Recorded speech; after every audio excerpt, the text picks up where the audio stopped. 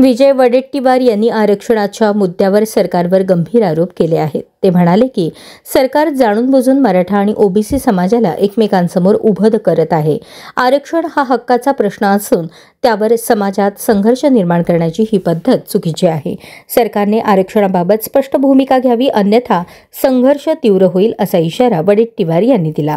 ते म्हणाले, दोन्ही समाजांशी प्रामाणिक वागणं ही सरकारची जबाबदारी आहे। खेळवण्याऐवजी न्याय तोडगा काढला पाहिजे।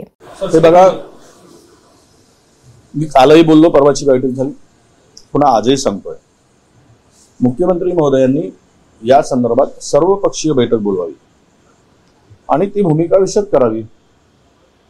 आम्ही येऊ जाऊ आणि मुख्यमंत्री महोदयांना सांगू की याचा काय परिणाम होतोय, त्यांचं म्हणणं काय आहे आणि आमचं म्हणणं काय आहे।